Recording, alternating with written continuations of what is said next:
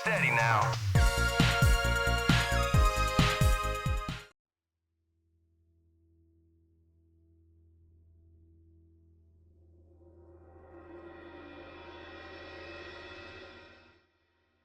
Amongst a litany of one-off games to appear on the PlayStation Portable, Deadhead Fred might be the most peculiar.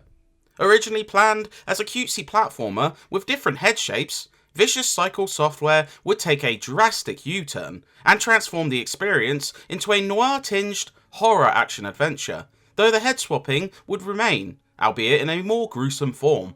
While a few mechanical woes can drag down the experience, there is just so much distinctive charm here that those who are curious should check it out, because there are few games that look and feel like Deadhead Fred. Yeah, well, it wasn't so hot from where I was sitting. Who the hell are you? Steiner.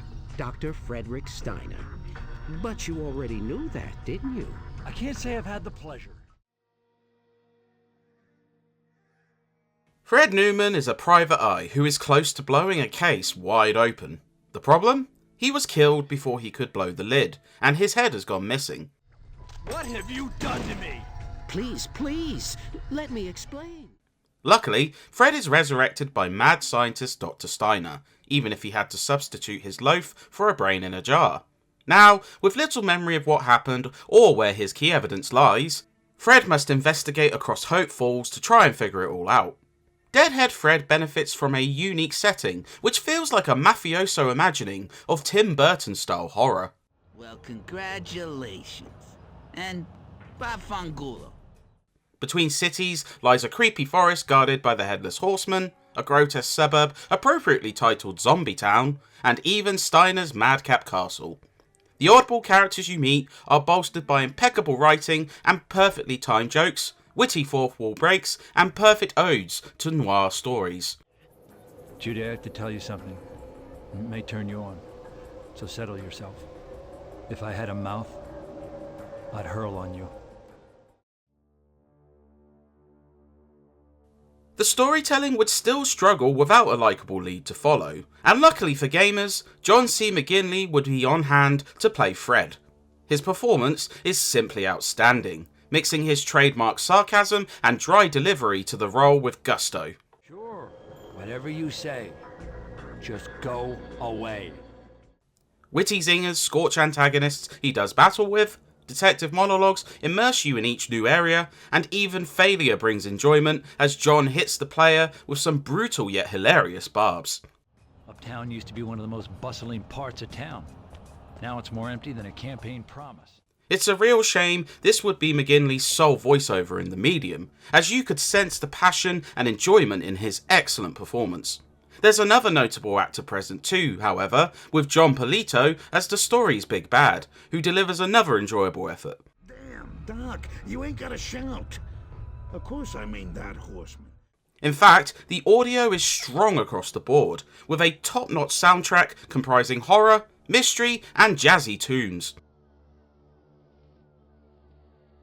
The visuals also don't slouch next to the auditory elements. The world of Hope Falls is well crafted, mixing 1940s culture with elements of the macabre to great effect. Each zone has a distinctive theme and tone, ranging from the suburban areas roaming with boneheads to a tiki bar.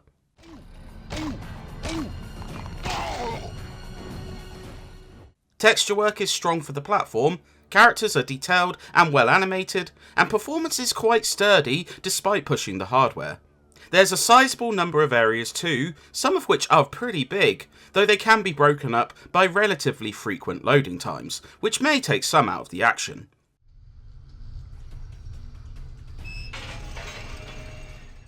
However, seeing a literal jarhead PI interacting with a creepy hunchback head collector is a great way to make you forget this downtime.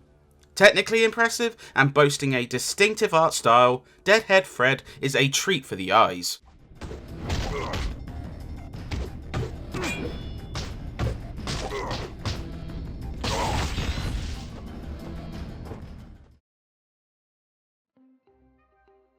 Of course, a lot has been made about the presentation, but how does Deadhead Fred play? This is a touch more complicated, as it's a game of two very different halves.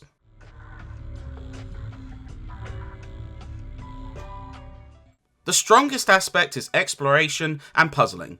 The key feature is that Fred can acquire heads to swap between, each with different abilities which can be used in both combat and exploring. The corpse head, the first you acquire, allows you to suck up certain stuff, such as gas to spit or ignite and air to levitate.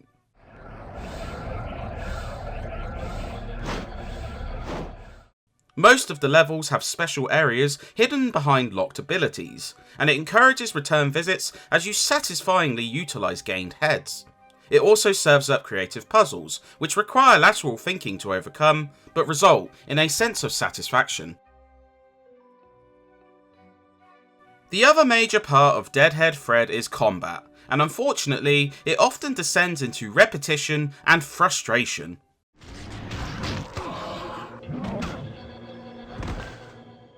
Fred has 2 attack buttons, each with 3 hit combos, and weirdly, one is dual mapped with the jump function, meaning you must always start with the same punch to use the other. It's a limited set of moves, even though heads possess a special, but woes with a limited camera and cheap enemies can also cause frustration. Cramped environments can cause issues with seeing where you are, and while you can counter powerful moves with a QuickTime event, it requires certain heads to initiate. Sometimes these heads aren't even available yet, meaning you are easily victim to powerful moves.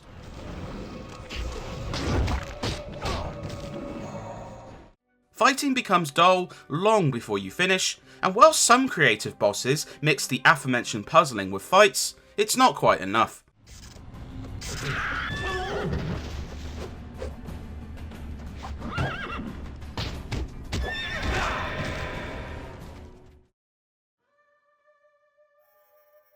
Deadhead Fred packs quite a lot onto its UMD. The main quest lasts around 8 hours, not outstaying its welcome and keeping you invested with a strong, curious narrative.